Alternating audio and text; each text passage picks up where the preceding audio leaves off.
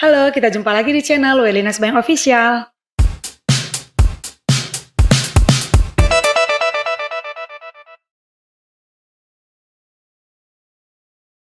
Soal nomor 1, seorang perempuan umur 31 tahun, grafida 4, partus 1, abortus 2.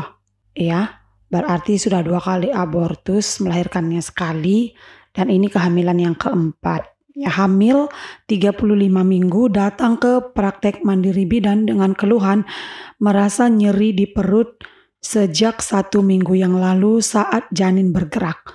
Hasil anamnesis, ibu kurang nafsu makan dan minum air putih 3 gelas sehari, berarti cukup sedikit ya. ANC baru 2 kali kunjungan saat usia kehamilan 3 bulan dan 5 bulan. Hasil pemeriksaan tekanan darah 110/70, suhu 36,8, nadi 88 kali per menit, pernapasan 18 kali per menit, tinggi fundus uteri 28 cm. Punggung kiri dan belum masuk pintu atas panggul.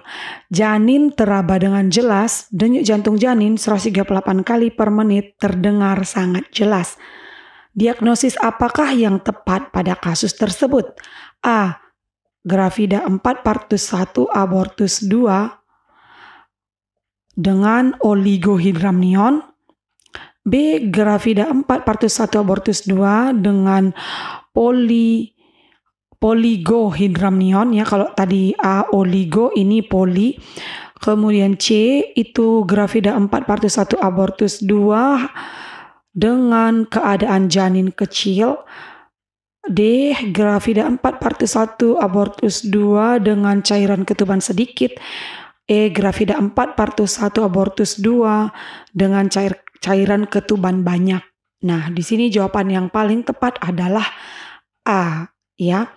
Grafida 4, partus 1 abortus 2 dengan oligohidramnion. Nah, oligohidramnion ini adalah suatu gejala di mana cairan ketuban itu lebih sedikit dari normal. Yaitu normalnya itu biasanya adalah sekitar 800 ml ya sampai dengan 1000 ml. Ya, biasanya setelah trimester ketiga itu biasanya menurun menjadi sekitar 800 ml gitu ya. Nah, tapi kalau pada oligo ini dia lebih sedikit ataupun kurang dari 500 ml. Nah, dan biasanya itu tanda gejalanya itu biasanya juga uterusnya itu bisa lebih kecil dari usia kehamilan. Nah, di atas tadi memang TFU-nya 28 cm. Dan bisa juga ya tidak ada balotemen dan ibu merasa nyeri di perut setiap terjadi pergerakan anak. Seperti diterangkan pada soal tadi ya, ibu merasa nyeri sejak 1 minggu yang lalu setiap kali anaknya bergerak. Dan janin dapat teraba dengan mudah ya karena cairan amnionnya tadi sedikit ya. Kemudian denyut jantung janin juga terdengar lebih jelas. Jadi di sini kalau polihidramnion itu adalah kebalikan dari oli ya. Kalau poli itu air ketubannya itu lebih banyak dari 1000 ml ataupun lebih banyak. Jadi biasanya juga dibilang hidramnion aja gitu, hidramnion atau polihidramnion. Itu artinya air ketubannya sangat banyak. Atau kadang-kadang juga orang awam sering mengatakan hamil air ya, kembar air gitu ya. Artinya air ketubannya lebih dari 1 liter. Nah, itu untuk option B. Kemudian janin kecil ini tidak ya. Untuk option D cairan ketuban sedikit, ini memang sedikit tapi ini bukan diagnosa ya. Karena yang ditanyakan adalah diagnosa. Cairan ketuban banyak juga tidak diagnosa ya. Jadi jawabannya adalah A grafida 4 partus 1 abortus 2 dengan oligohidramnion. Oke, soal nomor 2, seorang perempuan umur 31 tahun, grafida 4, hamil 36 minggu, datang ke praktik mandiri bidan dengan keluhan sudah 1 minggu nyeri perut saat janin bergerak. Hasil anamnesis, ibu kurang nafsu makan, minum air putih 3 gelas sehari, ANC baru 2 kali ke puskesmas saat usia kehamilan 3 bulan dan 5 bulan. Hasil pemeriksaan tekanan darah 110/70, nadi 88 kali per menit, suhu 36,8 derajat Celcius, pernapasan 18 kali per menit. Hasil pemeriksaan fisik tinggi fundus uteri 28 cm, punggung kiri, belum masuk pintu atas, panggul janin teraba dengan jelas, denyut jantung janin 138 kali per menit terdengar sangat jelas. Nah, pertanyaannya, data subjektif apakah yang perlu dikaji untuk mendapatkan informasi tentang faktor predisposisi pada kasus tersebut.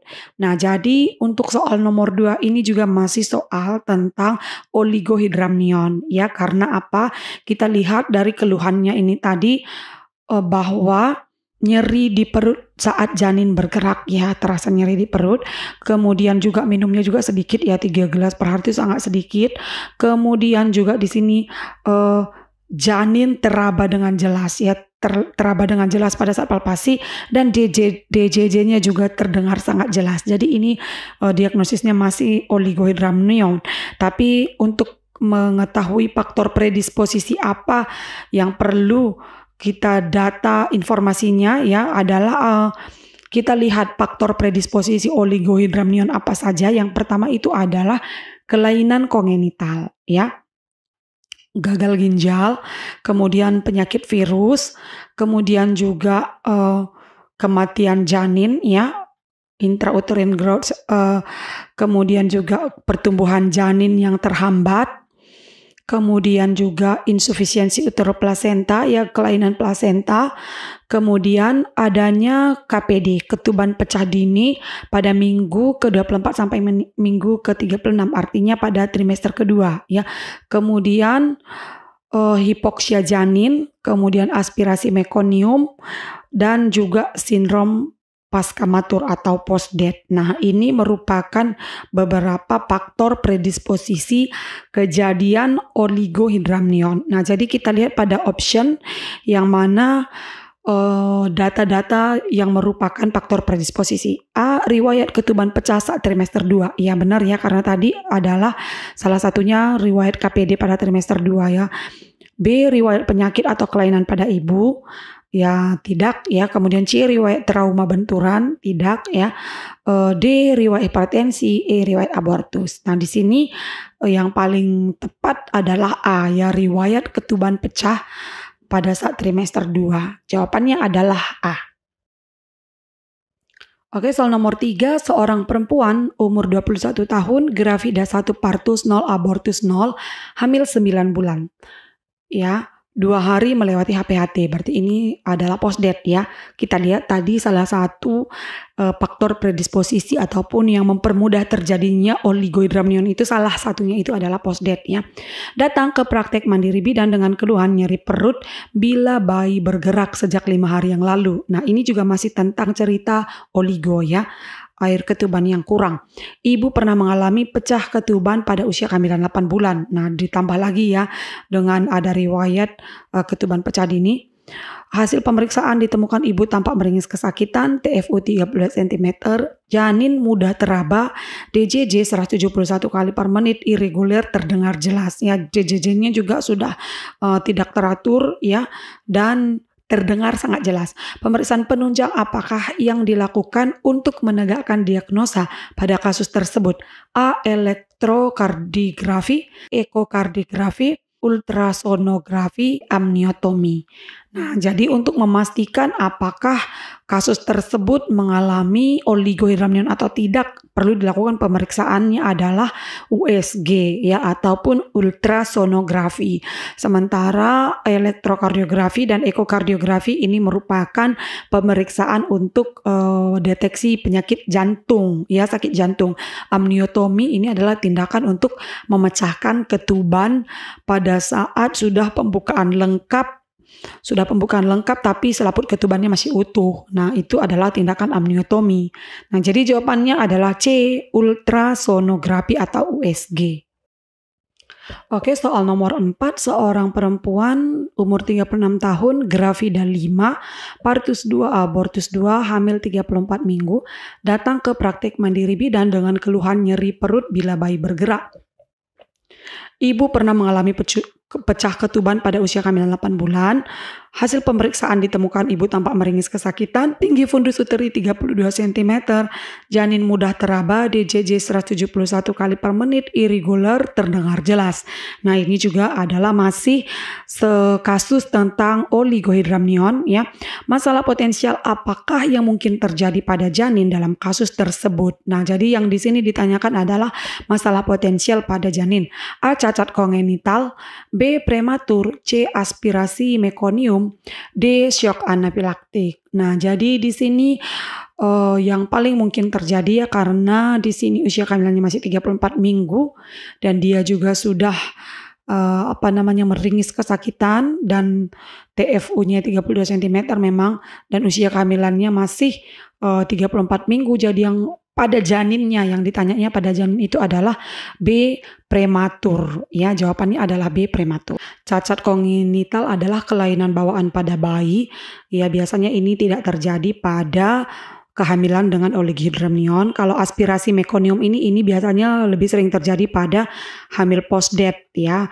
Dan shock anafilaktik ini adalah yang terjadi pada ibu. Potensial terjadi pada ibu bukan pada janin. Soal nomor 5, seorang perempuan umur 36 tahun, grafida 4, partus 1, abortus 2, hamil 35 minggu, datang ke praktek mandiri bidan dengan keluhan sudah 1 minggu, nyeri perut saat janin bergerak, hasil anamnesis ibu kurang nafsu makan, minum air putih 3 gelas sehari, ANC baru 2 kali kunjungan, dan hasil pemeriksaan tanda-tanda vital, tekanan darah 110/70, nadi 88 kali, suhu 36 derajat Celcius, 36,8 derajat Celcius, pernapasan 18 kali per menit. Hasil pemeriksaan TFU 28 cm, punggung kiri belum masuk pintu atas panggul, dan janin teraba dengan jelas. DJJ 138 kali per menit, terdengar sangat jelas. Asuhan apakah yang paling tepat dilakukan pada kasus tersebut? A. Memberikan terapi infus. B. Penkes tentang istirahat, asupan nutrisi, dan dehidrasi. C. Penkes tentang tingkatan nyeri abdomen yang dialami ibu. D. Penkes tentang kesehatan dan istirahat, dehidrasi, dan pemberian obat anti nyeri. E. Melakukan rujukan. Nah, karena di sini kita lihat usia kehamilannya juga masih 35 minggu ya, dan ini juga kita sudah tahu bahwa ini adalah gejala dari oligohidramnion. Jadi di sini untuk diagnosis pastinya, di sini yang kita lakukan adalah merujuk ya. Kita lakukan rujukan karena ini dia datangnya ke praktek mandiri bidan. Namun kalau misalnya ini terjadi di rumah sakit ya, di rumah sakit, maka kita bisa memilih option A sebagai jawaban, memberi terapi infus untuk meningkatkan dulu keadaan umum ibu lebih baik ya. Tapi karena ini adalah di praktik mandiri bidan, jadi kita jawaban yang paling tepat itu adalah E. Melakukan rujukan. Jadi tidak cukup hanya sekedar penkes lagi ya. Jawabannya adalah E. Melakukan rujukan. Oke, sekian dulu pembahasan dan materi yang saya sampaikan kali ini. Semoga bisa bermanfaat dan menambah wawasan pengetahuan kita semua. Dan bagi kamu yang belum tekan tombol subscribe, jangan lupa di subscribe, kemudian di share di akun media sosial kamu, like dan komen. Terima kasih.